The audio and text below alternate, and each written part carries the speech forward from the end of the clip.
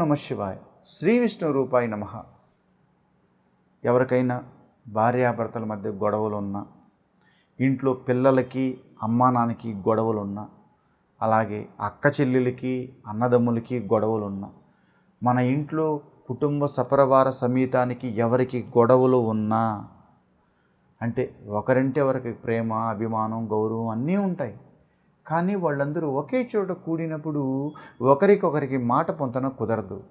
అలా ఉన్నప్పుడు ఎవరితో అయితే ఇంకొకరికి గొడవలు ఎక్కువగా పడుతూ ఉన్నాయో, అనగా భర్తతో భార్యకి ఎక్కువగా గొడవలు అవుతున్నాయి అనుకోండి, మీరు ఏమి చేయాలంటే, ఈ కార్యక్రమానికి మనకు కావాల్సింది క్రతువుకి ఒక వెండి గ్లాసు ఉంటే చాలా మంచిది.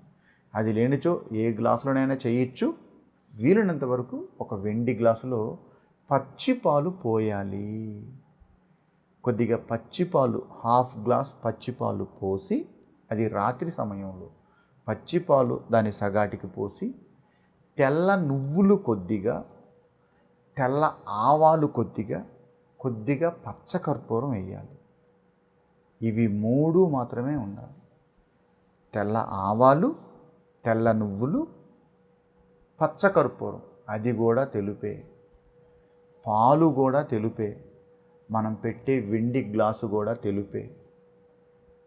ఇవి అన్నీ 5 తెలుపుతో కూడినవి కాబట్టి నేను ఈ కార్యక్రమానికి మనకు ఓ వెండి గ్లాసు అని నేను చెప్పాను. వెండి గ్లాసు లేనిచో దేంట్లోనైనా చేయొచ్చు, కానీ అందులో చేస్తే ప్రతిఫలం త్వరగా ఉంటుంది. అది ఓ చిన్నపాటి టీ గ్లాస్ అయినా పర్వాలేదు సుమా. ఏ ఇంట్లో వితండవాదం ఎక్కువగా ఉండి గొడవలు ఎక్కువగా పడుతూ ఉంటాయో ఆ ఇంట్లో అశాంతి కారకం ఎక్కువగా ఉంటుంది, మనశ్శాంతి ఉండదు.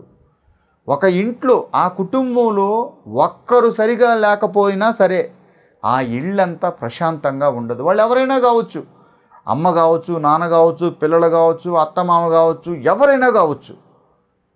మీ ఉమ్మడి కుటుంబంలో కానీ, మీ కుటుంబంలో కానీ, చిన్నపాటి కుటుంబమైనా పెద్దపాటి కుటుంబమైనా ఒక్కరు సరిగా లేకపోతే ఆ కుటుంబం అంతా బాధపడుతూ ఉంటుంది. అలాంటప్పుడు మీరేం చేయాలి అని అంటే, ఒకవేళ ఆ ఇంట్లో పెద్దవారు కానీ, ఆ ఇంటి ఇల్లాలు కానీ, ఆ ఇంటి అమ్మగారు కానీ ఎవరైనా ఈ పరిహారం చేయొచ్చు. భార్యాభర్తలకు సంబంధించింది అయితే భార్యాభర్తల్లో ఇద్దరు ఏ ఒక్కరు చేసినా పర్వాలేదు. పిల్లలు ఇంకా ఇతరుతర ఇంకెవరైనా ఆ ఇంట్లో ఉన్నారంటే ఆ ఇంట్లో పెద్దవారు ఎవరైనా చేయొచ్చు. రాత్రి పడుకునే ముందు ఓ వెండి గ్లాసులో పచ్చిపాలు పోసి, అందులో తెల్ల ఆవాలు, తెల్ల నువ్వులు, కొద్దిగా పచ్చకర్పూరం వేసి, వాళ్ళు పడుకునే బెడ్డు పక్కన, అంటే కాళ్ళు తగలకుండా అవి ఉలికిపోకుండా ఆ గ్లాసు వాళ్ళ బెడ్డు కింద పెట్టి దాని మీద ఒక మూత పెట్టి, పొద్దున లేచిన తర్వాత అవి ఎవరు తిరగని చోట మొక్కలకి పోసేసినా పర్వాలేదు, మోరీలో పోసేసినా పర్వాలేదు. ఇలా మీరు నెలలో 3 సార్లు చెయ్యాలి. అంటే ఏ రోజు ఏ వారమైనా పర్వాలేదు. అంటే ఒక్క నెలలో 3 సార్లు ఈ చిన్నపాటి క్రతువు మీరు చేస్తే ఆ ఇల్లు సంతోషంగా సుభిక్షంగా ఉంటుంది. కృష్ణార్పణ.